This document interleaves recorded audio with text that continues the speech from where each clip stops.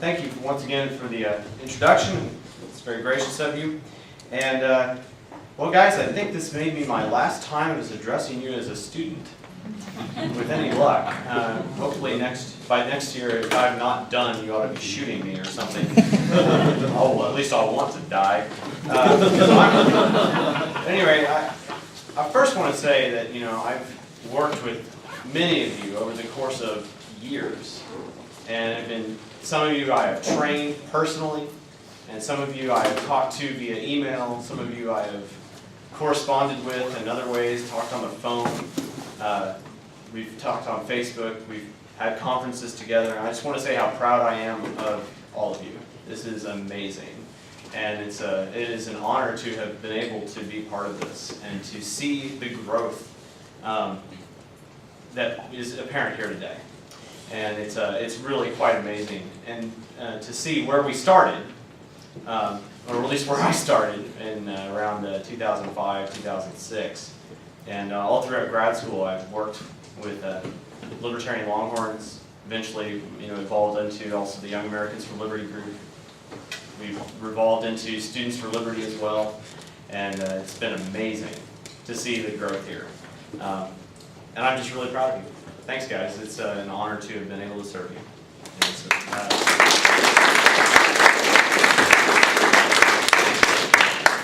And I think that we're on to something, of course. This is a great time to be a libertarian. We're at the beginning of something that we really need to kind of think heavily about. We can kind of make an analogy that 50 or 60 years ago, many of the seeds of modern conservatism and left-wingism to liberalism, I'm trying to be kind to Nigel here, a lot of those seeds were sowed at that time, and we're seeing those effects still coming forward today. And what I would like to, first off tell you is that we are at that cusp now.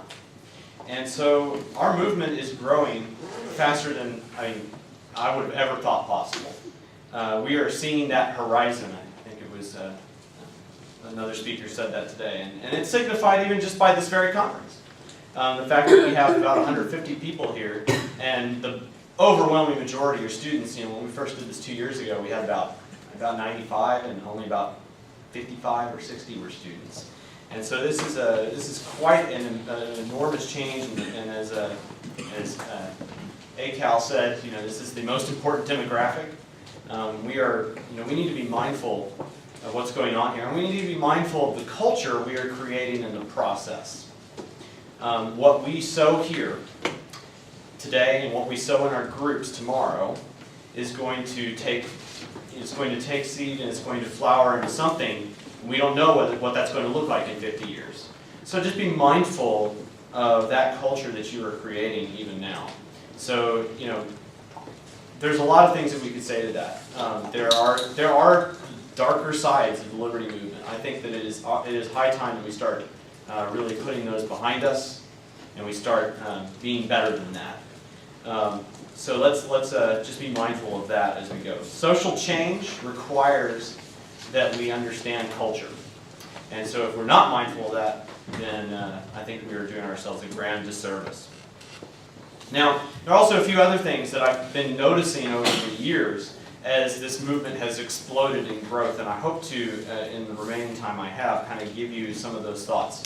First off, and we've heard a lot about this today, there are lots of ways to work for liberty, and there's many different ways to do that.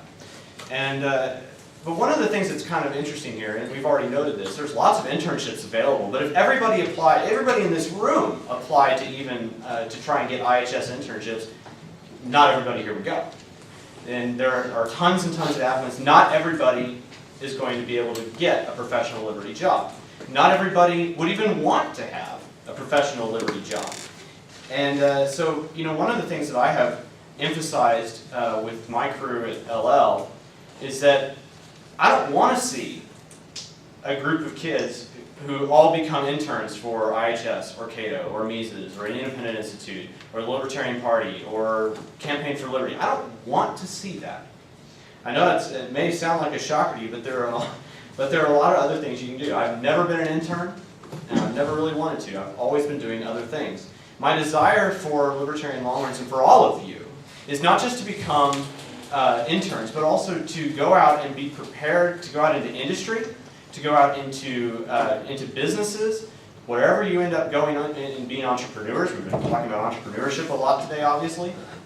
Wherever you go, you are going to have an effect for liberty if you so choose to.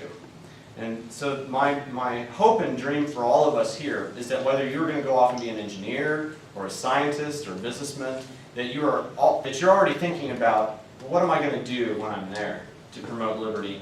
And it's not going to necessarily look the same for all of us. Having participated now in pretty much every single theory that Nigel had talked about in his previous talk, I see great benefits in all of them. But I also see another one that I kind of wanted to focus on too, and that's that you as a market participant have the opportunity to produce wealth. And in so doing, you are enhancing essentially the well-being of mankind. And how you do that makes a difference.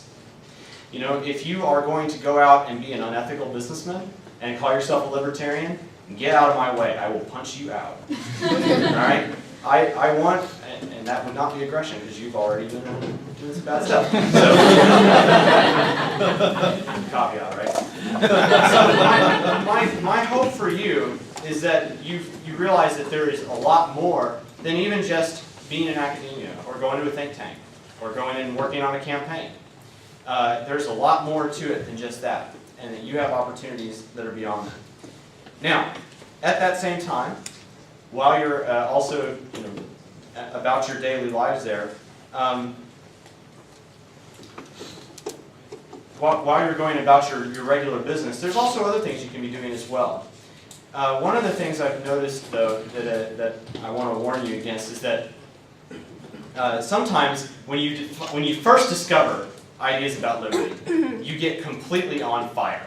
You just become like just an absolute workhorse. You want to do everything and anything possible. You're going to sacrifice every weekend, every day, and you're going to go to sleep at 3 a.m., wake up at 6, and do the same thing over again.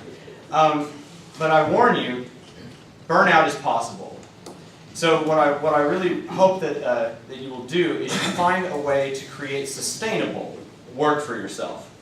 I've seen it happen over and over again that people will get too involved and then they will mess up their lives. And then they decide to go drop out entirely and they don't do anything.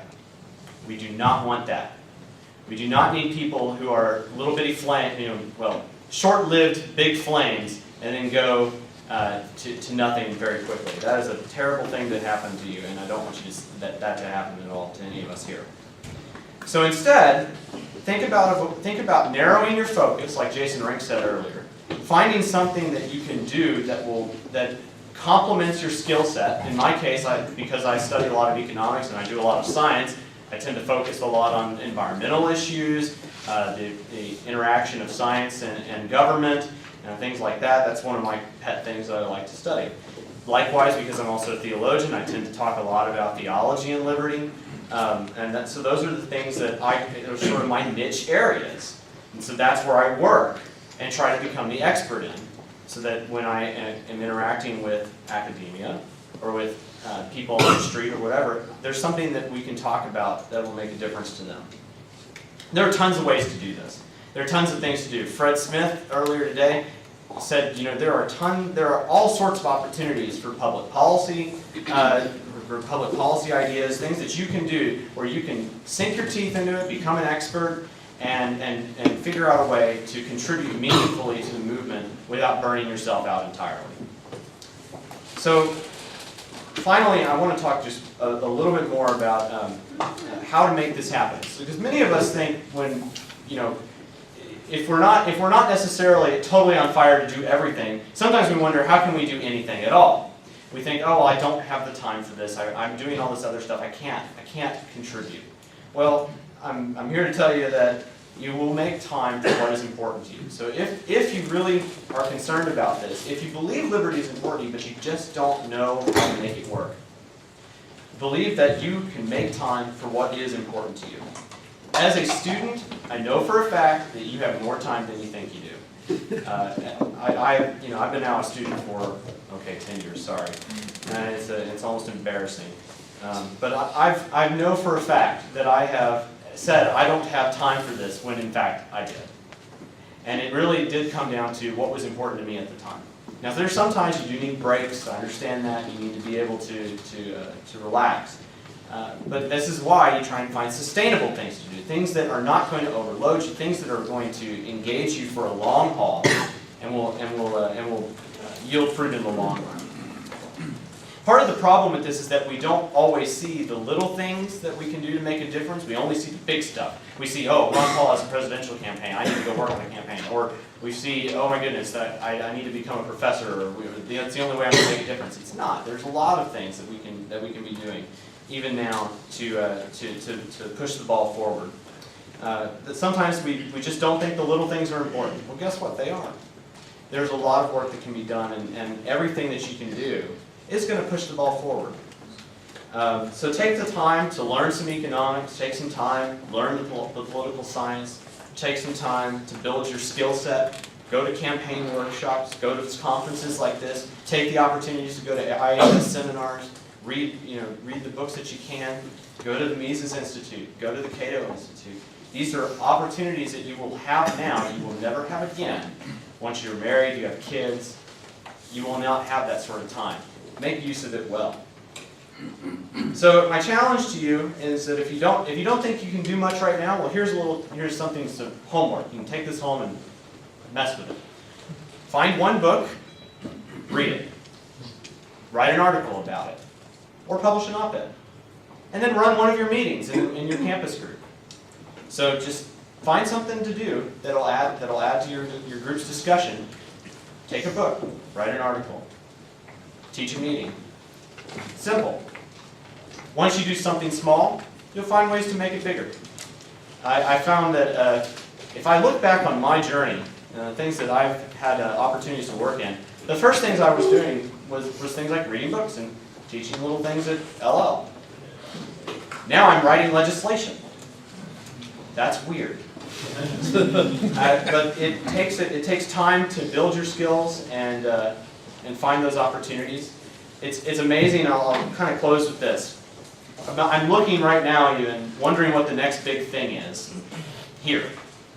2 years ago, when we ran this conference, a number of groups were spawned, and now Texas is probably one of the hottest hotbeds of Students for Liberty movement and YL movement in the nation. That's pretty amazing. Last year, I happened to meet Representative David Simpson here, and he gave me his business card.